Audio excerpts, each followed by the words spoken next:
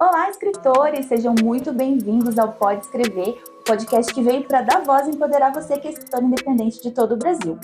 Hoje eu tô aqui com uma pessoa muito especial, uma amiga que eu conheço há muitos anos. Eu digo que a minha carreira de revisora eu devo muito a ela, porque ela fez parte disso lá quando eu tava começando a faculdade ainda. No meu primeiro vídeo eu falei sobre ela, se vocês quiserem ouvir, voltem lá no primeiro vídeo, no primeiro episódio. É a Ana Cavalheiro, Ana Paula Cavalheiro. Prazer, amiga, de ter aqui. Muito feliz, amiga, de estar aqui. Muito obrigada. Oi, pessoal. Eu sou a Ana, amiga da Lê, da Aninha em primeiro lugar. E tô muito feliz de estar aqui. Muito obrigada pelo convite. Imagina, amiga, é um prazer. Eu trouxe a Ana aqui, gente, pra gente falar com vocês sobre a importância da revisão. A revisão é uma das partes da edição de um livro. O livro, ele não é só você entregar o original e eu fazer uma capa e colocar ali uma diagramação, os números das páginas e mandar pra gráfica. Tem muita coisa envolvida e uma dessas coisas importantes é a revisão ortográfica. Muita gente não dá valor, né, Ana? A gente tá acostumado com isso, mas a gente vai reverter esse quadro. A gente ouve muito assim, dá só uma olhadinha, eu escrevo bem. É assim, Ana? Total. Mais do que as pessoas podem pensar. Porque é curioso pensar o quanto essa etapa da revisão e até o profissional revisor é muito invisível ainda para as pessoas. Sim. Né? Tanto por pessoas mais leigas fora do nicho editorial, quanto pelos próprios autores que muitas vezes não entendem a necessidade de você passar por uma revisão, uma preparação de texto que vai identificar se o teu texto está adequado ao público, se você está transmitindo tudo que você pretende transmitir, porque pode ser que você não esteja vendo o todo. E o revisor é essa pessoa que vai ver além do textual, ela vai do extratextual, vai entender se o teu texto, junto com você, se o teu texto está atendendo ao que ele se propõe. Exatamente, não é só arrumar um hífen, não é só ver se você colocou o SS no lugar certo, vai muito além da correção ortográfica e gramatical. A gente vê coesão, a gente vê coerência, a gente vê furos na narrativa. Uma vez eu peguei um livro que o autor começou com um nome, o personagem, e no final do livro o personagem tinha outro nome, porque ele parou de escrever, ele deu uma pausa na escrita e quando ele voltou, ele, eu vou renomear meu personagem.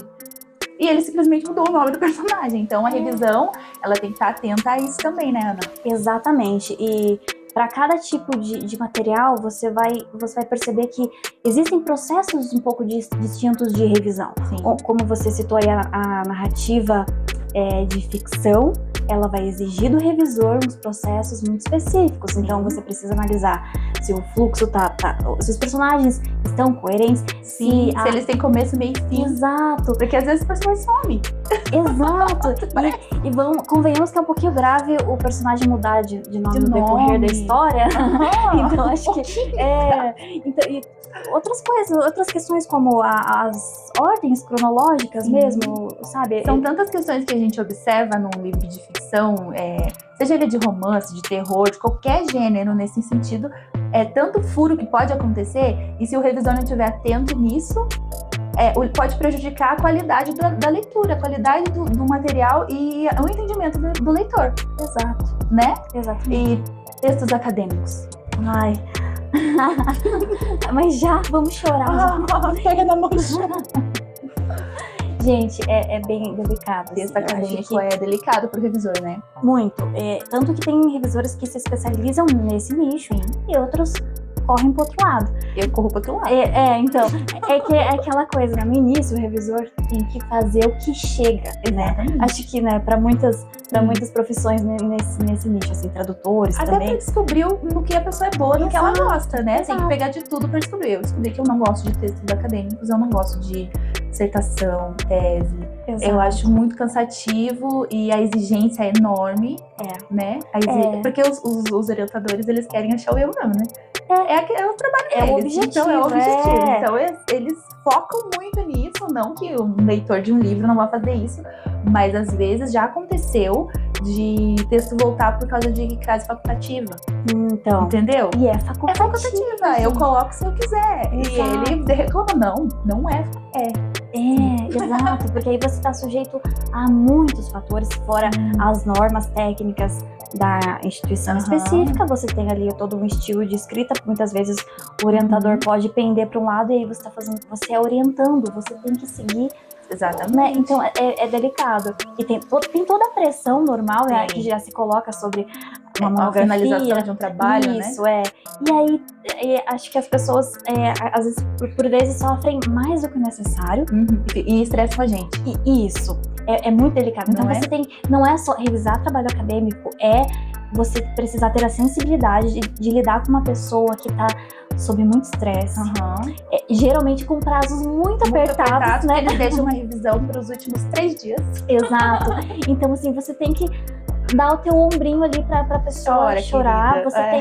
Isso faz parte. E aí a gente chegou, acho que nós duas percebemos em certo momento que a gente não queria isso. Vamos deixar pra quem gosta. Deixar pra quem tá afim de fazer isso. Tem gente que é especializada, que tem perfis no Facebook, no Instagram, com milhares de pessoas seguindo essa pessoa que dá dicas de textos acadêmicos. Exato. Ela gosta de revisar. E ela é caríssima, gente. Ela é caríssima. Então. Mas o povo paga. Exato. Engraçado que, falando agora com relação aos pagamentos, a galera curte chorar um desconto pra revisão, né? Demais. É porque é isso, né? Nossa, mas todo mundo pode ler. Todo mundo pode ler. A minha prima lê. Ela vai ver, ela tira 10 em português na escola. Isso, gente. A gente não desiste porque a gente ama muito. Porque, sério, não é fácil. Assim, eu já recebi logo no começo, assim, da Pormenores. E aí você tem que se blindar, você tem que fazer todo um exercício mental para se preparar. Acho que em qualquer nicho que você lide com pessoas, mas aí especificamente falando, né, do nosso ponto de vista, eu recebi um e-mail do tipo, quanto você cobra? Mal cumprimento, né? Ai, que tristeza. Vai direto ao ponto. Atendimento ao público é terrível, é difícil. Quanto você cobra para revisar um texto de tantas páginas, para entregar dia tal, e veja um preço justo. Sim! Gente, e veja um preço justo. Eu já ouvi dessa também. Né? Então, assim, até parece que nós somos exploradores. Só porque é uma coisa que não é qualquer um que faz, vamos combinar que não é qualquer um que faz. Não. Por exemplo, na minha turma da faculdade, a gente era em 30, aí tinha lá metade, uns 15 era da galera do inglês, né? Que era português e inglês. Metade era do inglês. A outra metade, tirando eu, sozinha, era da literatura. Então, da linguística era só eu. A linguística, pois é engraçado isso, né? Eu quando entrei na faculdade, eu ainda não tinha muito claro o que eu ia encontrar. Eu já tinha. Eu já sabia o que eu queria. Eu só sabia que eu não queria dar aula. Sabe? Eu ainda queria, quando eu entrei, eu ainda queria. E isso é muito engraçado, porque isso também leva pra outra questão, que é o quanto as pessoas não conhecem, assim, as possibilidades de uma faculdade, de uma graduação em letras. Não conhecem. Não sabem. Só acham que é dar aula. Isso. E só. Exato. Porque desde muito nova. Porque eu entrei pensando em dar aula. Então. Eu não tinha plano B. Era dar aula. É mesmo? Nossa, amiga. Então, e eu desde muito cedo, assim, tipo, 14, 15 anos, já pensava em fazer letras, porque eu sempre gostei de português, de língua portuguesa, eu gostava muito de ler, mas eu não queria dar aula. Não queria.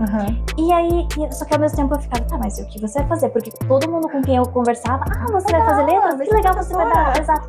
E eu tinha isso. Não quero dar aula, mas eu quero fazer letras. Mas eu vou. Mas eu desculpo. Gente, e aí deu muito mais certo do que eu pensava, e de uma forma muito mais natural também, porque logo que você chega na faculdade, o povo já vai cada um pro seu canto, né? E aí, tipo, o mundo se abriu pra mim, assim.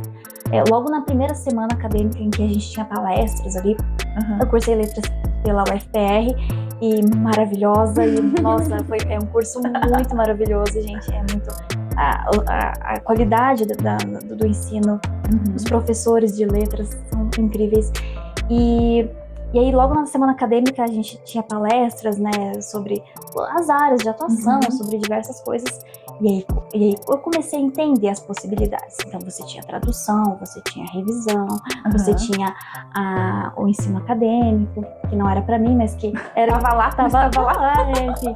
E aí eu, então, viu? Eu sabia que eu podia fazer alguma coisa sem ser a sala de aula. Eu cheguei já, eu pensei, não, eu vou ser professora de português, eu gosto da aula, então é isso, né? Tá pronto. E eu fui parar na revisão, você vai achar engraçado essa história, eu fui parar na revisão por causa da Ana Paula. Minha culpa, sua culpada. Foi assim, gente, olha só que louco. A Ana trabalhava na Juruá e ela pegava o biarticulado, que é um ônibus vermelhão, que tem aqui em Curitiba. Pra quem não sabe, são 3 ônibus ligados por uma sanfona. Isso. Só tem aqui. E a Ana pegava esse ônibus e comigo numa escola que eu trabalhava com educação infantil, tinha uma moça, a Tainá, e a Tainá pegava o ônibus com a Ana, e a Ana conversava com a Tainá. E aí um dia a Ana falou assim, eu acho que eu tô precisando de alguém pra entrar no meu lugar, porque eu tô saindo da Juruá, não sei o quê. E a Tainá falou, olha, eu acho que tem uma menina lá na minha escola, que ela começou a fazer letras, vou perguntar se ela não quer. E eu já não aguentava mais trabalhar na escola.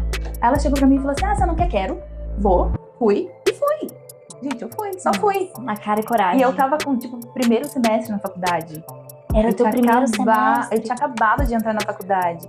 E eu só descobri que eu não queria dar aula de verdade, mas assim, com convicção, foi depois que eu percebi que dar aula pra adolescente. Gente, como assim aula pra adolescente? Eles jogam cadeira, eles xingam a mãe, eu não tenho condição.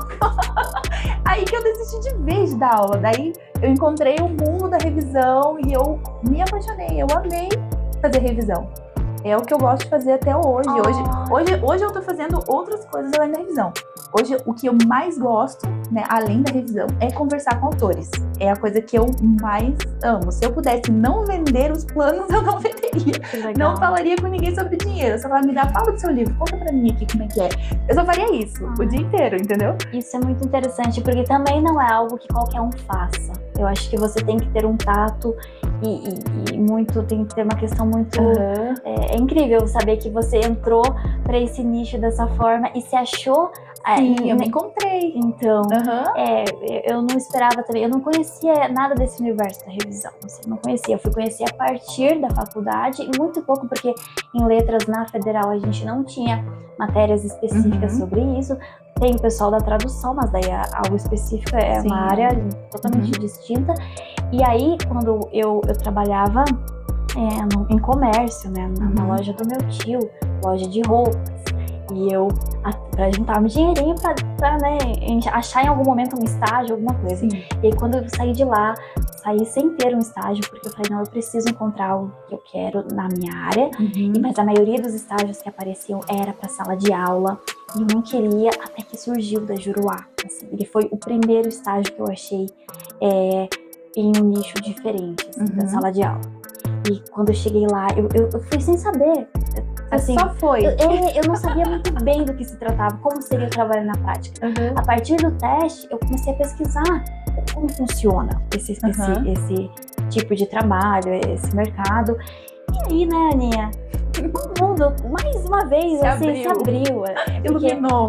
Porque ao mesmo tempo que o mercado editorial é um ovo, como os meus professores da pós-graduação dizem, a gente tem muitas possibilidades, são muitas possibilidades de atuação, e para quem gosta disso, para quem se encontra nisso, é muito enriquecedor, assim, o tipo de trabalho que você faz, as pessoas com quem você se conecta, né? Então você se achou agora com os autores, né? Imagina trabalhar com histórias diferentes, você está trabalhando com o sonho de muita gente. Né? É realmente sobre isso que eu falo quando eu faço algum post no Instagram, sempre falo sobre sonho, porque para muita gente publicar o seu livro é um sonho, vai além do profissional. É a profissão do escritor. Para muita gente é um sonho. São pessoas, principalmente aquelas assim que querem contar uma história de vida, querem dar um testemunho de alguma coisa que viveu, que superou e quer ajudar outras pessoas trazendo a sua história de vida, sabe? Então, até agora, todos os livros que eu fiz são nesse sentido, entendeu? Trazer uma história de vida, uma lição, ensinar outras pessoas, ajudar as pessoas a superarem os seus limites, seus desafios. Então, eu amo essa parte, sabe? O trabalhar como sonho das pessoas tá sendo bem especial pra mim, tá sendo bem gostoso mesmo. O que vai muito além da revisão de texto, né? Que é puramente técnica. Algumas coisas que a gente faz é muito técnico, né? Muito. E eu acho incrível isso que você está criando, de verdade, porque você está sabe, você está jogando luz sobre uma coisa que pode ser muito nebulosa para muita gente que tem esse sonho. E você não se vê falar sobre isso. Então você não vê, inclusive as editoras poderiam fazer uns workshops, umas coisas nesse sentido, para ensinar como é que se faz, o que pode ser feito, né? Fica uma ótima ideia para eventos futuros, né? Reunir parcerias para, de repente, mostrar o que existe por trás desse universo. Então, eu acho que esse projeto que você está criando é fantástico por tornar acessível as informações e possibilitar mesmo que as pessoas coloque no papel, literalmente, o que elas sonham, sabe? Por falar em coloque no papel, a Ana, gente, ela foi minha leitora beta. A leitura beta é quando você pega o seu livro, o seu material original, do jeito que você escreveu, do jeito que você tirou da sua cabeça e colocou no papel, e você passa para uma pessoa da sua confiança para ela ler e ela dá a opinião dela, não pitaco, né? Porque pitaco atrapalha. Então você tem que pensar muito bem quem você vai chamar para ser seu leitor beta, porque algumas pessoas podem dar pitaco e pode te atrapalhar. Então você tem que encontrar uma pessoa de confiança, né? Uma pessoa que tenha condições de fazer um trabalho com uma visão além do texto, inclusive, para te dar opiniões que tenham serventia na melhora do seu texto. E a Ana foi minha leitora beta do livro Colocando no Papel, meu e do Eduardo, que muito em breve vai estar à venda para vocês. Ana, fala para mim, o que você achou do nosso livro? Me conta, que eu tô curiosíssima. Primeiro, que privilégio, por favor, oportunidade para poucos. Realmente, eu acho assim, Ana, que você é uma pessoa incrível, assim. Eu fico muito orgulhosa de saber que eu tive alguma pequena parte nisso de você entrar no mercado editorial. Foi grande, não foi pequena. Imagina, você sempre se mostrou muito estudiosa, muito dedicada e tal. E não me surpreende, assim, tudo que você tá construindo, que você vai construir, eu vou estar assistindo assim, tipo, não me surpreende. Você é uma pessoa muito iluminada. Obrigada. E eu acho que esse livro, Colocando no Papel, ele é o que as pessoas precisam. Sabe aquele acalento, assim, tipo, eu não sei o que fazer, eu não sei pra onde eu vou. Autores, esse é o caminho, assim, é o começo, é o que vocês precisam fazer, o primeiro passo. Vocês vão ter essa assessoria maravilhosa dessa pessoa aqui na minha frente, muito preparada, muito estudiosa e que sabe o que tá fazendo.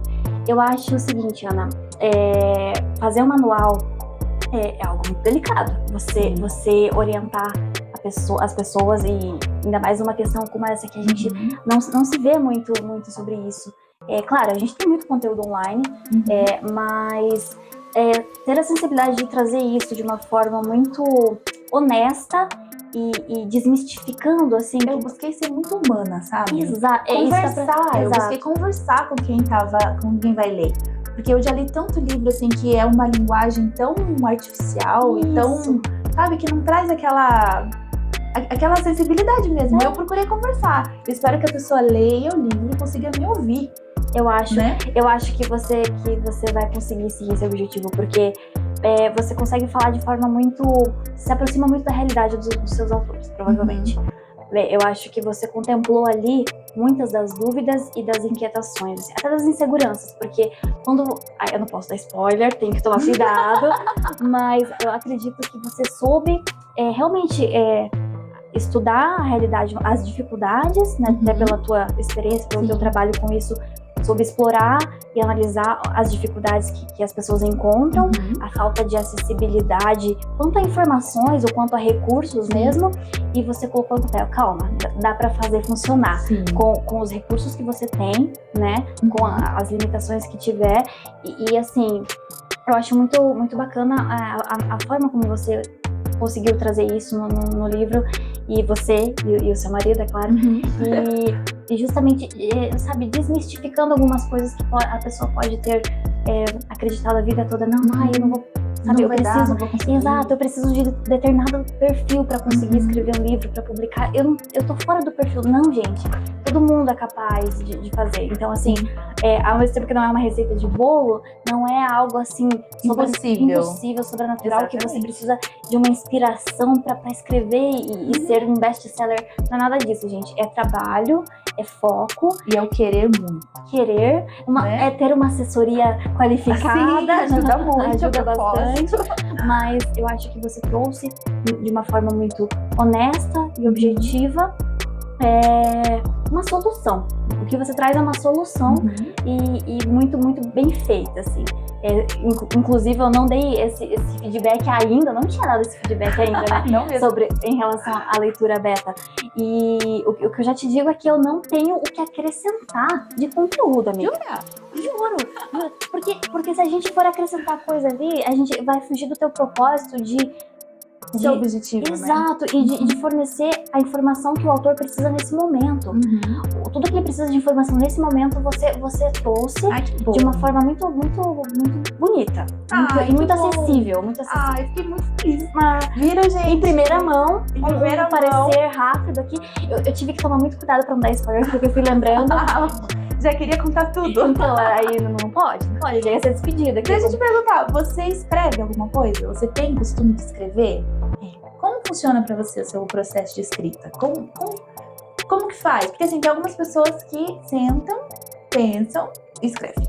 Outras fazem esboço, né? Outras pesquisam muito antes de escrever. Eu sou a opção do meio, do esboço. Você faz esboço? Eu preciso sentar e escrever. E muitas vezes, inclusive, se eu pensar demais ou se eu pesquisar demais antes, eu travo de vez. Muita informação. Muita informação, é muito planejamento para pouca escrita, então eu sento e escrevo. E assim é que vai, porque eu realmente... é engraçado, porque muitas vezes eu volto no erro de postergar demais a escrita, e quando eu começo a escrever flui, eu penso, Ana Paula, era só você sentar e escrever. Exato. Era só isso. É só isso. E assim, cada um tem seus métodos, as suas preferências, mas comigo funciona muito isso de sentar e escrever, e não tem problema, gente, se você tiver que reescrever 30 vezes ou mais, não tem problema. Dificilmente não, acho que nenhum texto sai de primeira. Isso não existe. Mas também tem uma coisa que tem que cuidar muito, é essa questão do crítico, né? Se você escreve um parágrafo, daí você lê, não gosta, apaga tudo, e começa de novo, você nunca termina. Também. Então tem uma questão, você tem que ler com criticidade, né? Pra não escrever bobagem também. Exato. Mas você não pode desconsiderar tudo que você escreveu, porque ali tem um pensamento genuíno. Então, exatamente. Se você for ler tudo que você escreve e achar idiota e apaga, não sai nada. Não vai conseguir terminar nunca, né? Exatamente. Mas assim, pequenas alterações, melhorias, troca de palavras, né? Troca uma palavrinha por outra. Então, acaba deixando o seu texto melhor. Mas assim, eu sou contra apagar tudo, escrever tudo de novo. Eu também não faço Senão não isso. termina nunca. Você sempre vai estar apagando. Exatamente. E quando eu começo a me bloquear demais, eu tomo uma distância assim, do texto. Acho dá um tempo, isso depois funciona, volta. Funciona para todo mundo. Inclusive para revisão, né, Ana? Chega uma hora que o olho da gente para de enxergar coisas, né? A gente não enxerga mais nada. Então nessa hora eu saio e vou olhar um matinho lá fora. Eu sempre olho uma planta para dar uma limpada. Você faz isso também? Eu saio, eu vou brincar com os meus cachorros um pouquinho, eu tomo um arzinho. Tem que sair, porque senão chega uma hora que a cabeça da gente... Você fica meio que sem o rumo, né? Você começa a só ler. Já aconteceu com você, inclusive, de você estar revisando um material que tem tantas vezes determinada palavra escrita incorretamente, que você começa a duvidar se tá errado ou não. Gente, eu já tive que pesquisar coisas assim óbvias. Eu já pesquisei coisas óbvias, depois fiquei com vergonha. Falei, gente, mas se eu não... Que tipo de revisora que eu sou que eu tenho que pesquisar isso? Não, amiga, não tenha vergonha. Faz parte. Na verdade, eu sempre falo, pra quem quer ser revisor, não confie em si próprio. Essa é a primeira dica pra você que quer ser revisor de texto. Nunca confie em você mesmo. Exato. Porque assim, a gente não sabe tudo. A gente sabe muito, mas a gente não sabe tudo. A gente tem um desconfiômetro muito bom. Não é verdade? Exato. O nosso desconfiômetro, ele é ótimo. Aí a gente vai e confirma. Exato. Porque algumas coisas, óbvio, a gente sabe, né? Algumas coisas são batidas, a gente sabe, não precisa pesquisar. Mas surgiu dúvida, não pode ter medo, vai, pesquisa, volta, arruma. E é isso. E essa dica é muito valiosa, Ana, porque eu já presenciei, assim, inclusive revisores um pouco mais experientes, mas não tem uma regra, tá? Isso pode acontecer. Nunca tem. Não. De se fechar muito numa perspectiva. Gente, a humildade pro revisor de textos é muito importante. E botar na cabeça que o revisor não vai decorar tudo e nem é esse o objetivo, sabe? É muito importante ter em mente que você não sabe tudo e você não precisa saber tudo. Você tem que estar disposto a pesquisar, a estudar, a interpretar, a entender se as possibilidades de interpretação estão corretas, se você percorreu todas as possibilidades, independente do tipo de contexto em que você esteja trabalhando. É muito importante ter isso que você disse em mente, porque é muito fácil você achar que você domina muito bem determinada regra. Deixa passar. Isso. E não contemplar outras possibilidades que você não tá percebendo. Então, assim, é muito fácil. Eu acho que esse seria um erro muito grande de um revisor, assim, manter essa postura de assumir que já sabe quase sei, não tudo. preciso ir pesquisar. Eu pesquiso muita coisa, amiga, inclusive coisas que são regras mais cotidianas ali. Sim, eu também. E se você observar as minhas pesquisas no Google, dá pra dizer que é um iniciante pesquisando. Então, e aí que você essa vê é a diferença do revisor profissional. É aí que você vê. Exatamente. Exatamente. Por mais que pareça Por não mais fazer experiente sentido, que a gente seja, a gente sempre vai pesquisar. Sempre. E não temos vergonha nenhuma de falar isso. Não, é isso que esse é o trabalho, sabe? Eu não uso mais livros. Não tenho mais livros, não uso mais. Eu uso só a internet. Alguns eu sou apegada ao físico, mas não tem como. A internet facilita muito. A gente tem que usar ao nosso favor, né? Tanto pelo tempo, quanto pelas possibilidades de comparar a informação também. E por falar em usar a nosso favor, você já pegou algum texto de inteligência artificial? Alguém já fez esse favor de te mandar? Você já conseguiu perceber? Ainda não tive prazer. Não, talvez até pegou e não percebeu, porque tá tão bom, menina. Você já ouviu falar no chat GPT? Já ouvi falar. É ótimo, escreve muito bem. Olha só. Olha só. E aí entra a questão, os revisores serão substituídos? Era bem aí que eu queria chegar. Mas eu já digo que não. Eu acho que não. Acho que não. Até porque a inteligência artificial, ela pode não cometer erros de língua portuguesa, ela pode não cometer erro de gramática, de ortografia, mas ela tem erros de raciocínio. Exatamente. Então, quem é que vai corrigir o raciocínio da inteligência artificial? Gente, nós. Exatamente. Tem algumas sutilezas, ou às vezes nem é tão sutil assim. Não, tem coisa que é bem... que a gente precisa do cérebro humano funcionando e assim, principalmente quando a gente entra no campo semântico ali e as possibilidades de interpretação. Até porque a inteligência artificial, ela não tem ela não tem a inteligência semântica e pragmática, é zero dela. Então ela vai fazer uma pesquisa lá na base de dados dela e vai te trazer aquele conteúdo, mas ela não vai analisar se realmente aquilo tá dizendo o que quer dizer, né? Exato. E é a gente que vai dizer, olha, aqui não pegou bem. Exato. Né? Exato. Até pra livrar de alguns desentendimentos que podem ser muito sérios, né? Com certeza. Entra a questão extra-textual mesmo, questão de contexto, questão de informação que pode ser inadequada ou incorreta mesmo. É muito complexo, assim. Por isso que a gente diz que a revisão não é só colocar cada vírgulazinha no lugar. É muito além. É muito além. Tem a ver com contexto, tem a ver com intenção de escrita. Tem muita coisa envolvida na revisão. Portanto, autores, escritores, quando forem escrever os seus livros, não esqueçam de procurar um bom revisor, um bom profissional de revisão, para dar aquela lida bem especial no seu texto. E, por favor, não vão chorar de desconto, porque o nosso trabalho é muito importante, é muito necessário. E quando vocês fazem isso, vocês desvalorizam a gente. Exatamente. Né? E tem alguns profissionais que estão desvalorizando o mercado. Esses dias eu vi uma pessoa cobrando R$1 uma página. Eu olhei aquilo e pensei, gente, mas não vale nem a centavo.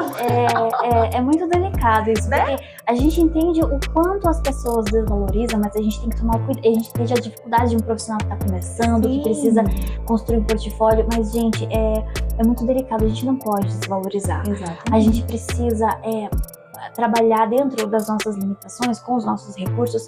Eu não tô nem falando de investir dinheiro anunciando, fazendo um site, o que é um diferencial, Sim, mas, com certeza. né? Mas a gente sabe que nem todo mundo tem essa possibilidade. Mas assim, trabalhe para mostrar a qualidade do seu trabalho, Exatamente. a importância do seu trabalho. Agregue valor ao seu trabalho. Agregue valor, mostre, porque converse, nada como um bom diálogo. Exatamente. Explique os processos de revisão, explique a importância. Olha, para uma revisão profissional bem feita, é necessário no mínimo 2 leituras. Começa aí. Você não lê um texto rapidinho e tá pronto a entregar para um cliente. Isso não existe para uma revisão profissional. Você tem que ler mais de uma vez. E às vezes, dependendo do trecho, você lê o mesmo trecho muitas vezes. Muitas vezes. É necessário, assim, tentar explicar para o cliente, porque às vezes as pessoas realmente não sabem o que exige aquele trabalho. Às vezes acham que é só uma olhadinha. Às vezes não é por mal, mas vamos dizer que... Vamos imaginar que seja. Enfim, claro, todo mundo tem direito de tentar negociar um preço melhor, mas é possível fazer isso sem desvalorizar o profissional e aquele trabalho. Porque, assim, é necessário muito estudo. Para cada 10 laudas revisadas, você teve que usar muito o seu cérebro, sabe? Você teve que gastar muita energia naquilo, pesquisar. Muitas vezes a gente tem que pesquisar e comparar informações, sabe? Então, assim, explica para o seu cliente no que consiste o seu trabalho, explica os seus processos, explica as garantias que você dá no sentido da satisfação com o resultado daquele texto. E um texto bem escrito, um texto bem revisado, ele dá outra cara pro seu material, pro seu livro, pro seu texto, enfim. Quando você escreve um texto e o leitor encontra lá erros ortográficos, erros de concordância, enfim, o seu texto ele perde valor. Totalmente. Você perde credibilidade, perde autoridade, não é? Exato. Então, uma revisão, além de tudo que ela traz de importante, né, a questão de entendimento, de fluidez, também tem a questão da autoridade de quem escreveu. Você vai confiar em um profissional, por exemplo, uma pessoa que fez um livro, não um livro de romance, um livro, enfim, ficção. Fez um livro profissional baseado na sua carreira, né, sobre o seu trabalho, e tá lá um monte de erro de português, um monte, né? Você perde a autoridade. Você acaba perdendo aquela imagem de autoridade que um texto bem escrito, bem revisado pode passar. Então não perca essa oportunidade, né, de entregar um trabalho bem legal para os seus leitores e busque um revisor de texto. Ana, muito obrigada, amiga. Que alegria ter você aqui. Eu é que agradeço. Eu ficaria conversando aqui 5 horas, porque a gente gosta de falar um pouquinho. Só um pouquinho. Então, assim, Ana, muito obrigada pelo convite. Nossa, fiquei muito feliz de você vir, de verdade. Finalmente deu certo. A gente sabe o quanto demorou. Mas deu certo. Deu certo. Um prazer estar aqui. Eu fico muito feliz de verdade. Eu sempre comento sobre você com as pessoas mais próximas a mim. E eu fico muito feliz de ver que uma pessoa tão incrível como você e tão dedicada tá fazendo a diferença na vida de outras pessoas. Obrigada. Porque a gente sabe o quanto essa coisa de publicar um livro, escrever um livro, muitas vezes parece tão distante. E você tá aqui para provar que não é. A minha ideia é aproximar, resolver as situações que parecem difíceis, trazer uma solução e entregar um livro para a pessoa. Esse é o objetivo da coisa toda. E eu tenho absoluta certeza que você vai construir e trazer a público grandes histórias com seus autores. Bom. E eu vou estar acompanhando, torcendo por você. Obrigada. E revisando sempre que você precisar. Somos parceirinhas da vida. Pra sempre. Obrigada, gente. Obrigada pela companhia. Aguardo vocês pro próximo episódio. Um beijo. Tchau. Tchau, tchau.